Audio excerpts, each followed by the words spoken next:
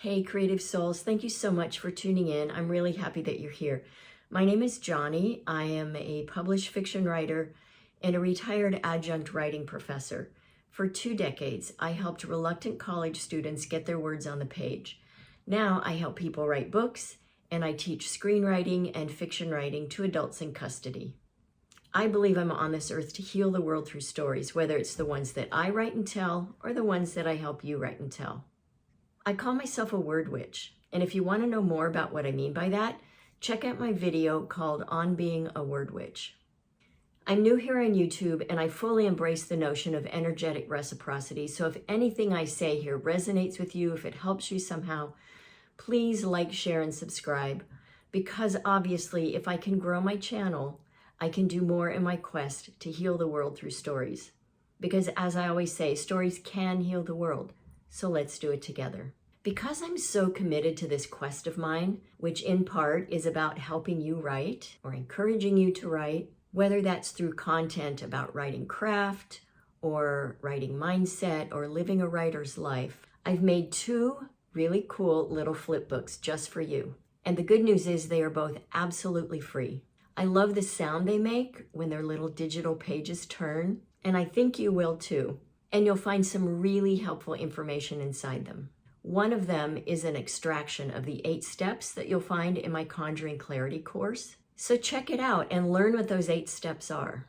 And this is everything that you will need to know, do, and believe so that you can start your novel. And even if you've started and you find yourself stuck, it can still help you. Check out these 8 steps and retrace your steps. You'll figure out what has caused you to be stuck. The other flip book is my 10 ways to banish writer's block so you can write your novel. So this is a great little resource to have on hand. They are 10 different exercises, ways of thinking about writing, things you can do if you find yourself stuck and just need a little extra something to iron out a wrinkle or figure out a different way to approach things than the way you're doing it so that you can be on your way again. And like I said, they're both completely free. So head over to my website. The link is in the description below. You can also just go directly to the site. It's johnnymazzacco.com. So it's my name.com.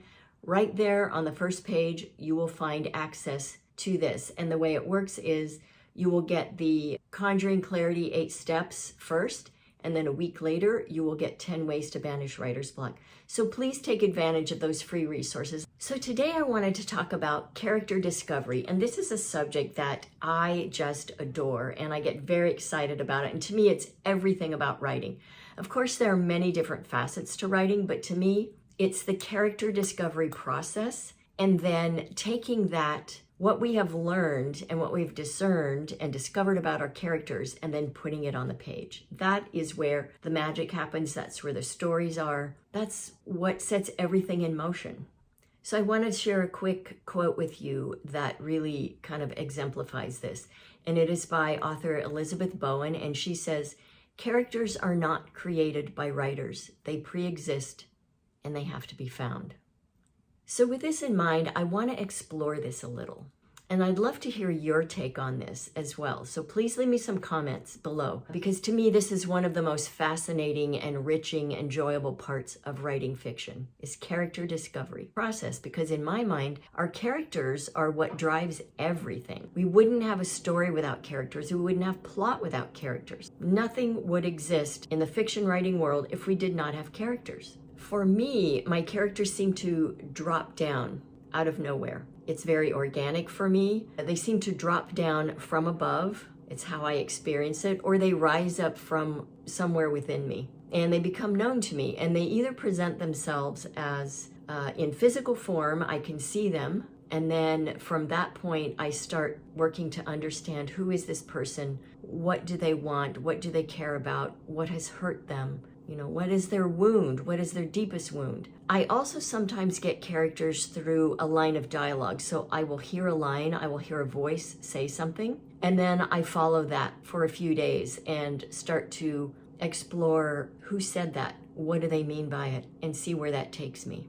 And then sometimes I will just get a name. I will have a vague idea of a character in mind, and then the name will just drop down and I just know this is absolutely the right name for this character. And there have been times when the name, it was, as one of my old writing teachers said, that the writing gods put that there for you. There have been moments in my writing life where it has absolutely felt like that, and that was the case for naming Miranda, my protagonist, in my novel Miranda's Garden. And if you want to hear more about that story and all the magic that happened around writing the first draft of that novel, check out my video called something like The Magic That Happened When I Wrote Miranda's Garden.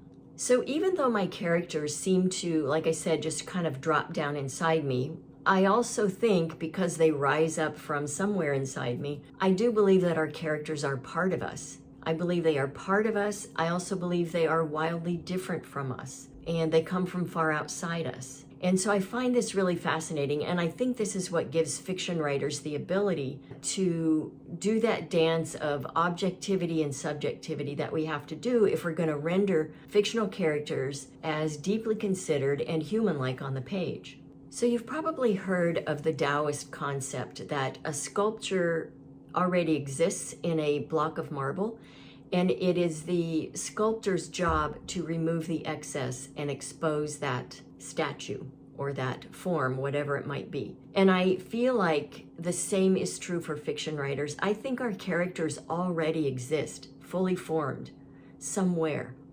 Whether it's in some other dimension, whether it's in our minds, whether it's in our heart, wherever they exist, I think they do already pre-exist, and it's our job to remove everything around them that keeps them hidden from us so that we can access them and really see them in their beautifully flawed states so that we can render them, like I said, absolutely believable on the page. And I think approaching our characters the way we approach meeting a new person that we are intrigued by and we want to know, taking the time to really understand who they are and not impose, not project ourselves and our own experiences onto them. I think we need to treat our characters with so much love and compassion, just the way we would a person that we care about and we want to create a relationship with. Because I think when we can do this, our characters will speak to us, they will trust us, and they will know it's safe to come out and share with us who they are and what they want. And I think when we can approach character development or discovery in this way, this is what allows us to come to know ourselves. Because I don't think we can explore another person without coming to know ourselves better. It's like that idea of, the mirroring that happens in relationships. This also happens with our characters. And in treating our characters well and respecting them and treating them with integrity and coming to know them, we do come to know ourselves. And this is why I've always considered my writing practice my spiritual practice. I know what my characters do for me and my understanding of myself. And this is why I end up falling so much in love with them, because they offer a tremendous service to me as the writer, the person who holds their heart and soul and everything about them in the palm of my hand, to be honest, and trusts me to then make that public and share that with the world. I mean, really think about it. It gets me choked up. It is absolutely tremendous, the task that we have, that we are blessed with as fiction writers. And I know that when I am not able to write regularly or consistently, I'm a different person. I'm a little less happy, sometimes a lot less happy, even depressed. I can be a lot less positive if I'm not writing on a consistent basis. I used to be a runner, and I would always say that if I could run in the morning, I knew I could do the day. And I also said that I know if I can write every day, I can do life. And for me, that's how powerful writing is. And of course, it all rests on the characters. There is something magical about spending the time with the characters that come into my life, building relationships with them, and then sharing their stories as best as I can. And part of which is portraying them as real, beautifully flawed people on the page that readers don't forget about when they put the short story down or the novel down. Because in my task, in my process of showing them on the page and their honest struggles, and sometimes even within themselves, and how they overcome them, it helps me in my quest to be a better human myself. And this is one reason why I created my Writing Through the Body method. It's based on the 7 chakras of the body, and a lot of people, when they hear that, then they think, oh, this is too woo-woo for me. But the reality is, if we follow these 7 levels of what are human development stages or phases of life, if we apply these to our characters, then we cannot help but show them on the page as they deserve to be shown. And we also, in the process, cannot help but become better ourselves. So that's my take on character discovery, and I would love to know how your characters come to you, about your relationships with them, and what they do for you. If you want to know more about my Writing Through the Body method, you can visit my Writing Through the Body blog, and you can also check out my Writing Through the Body course on my website. All right, so as always, thank you for listening and watching. I send you mad writing mojo. Happy writing.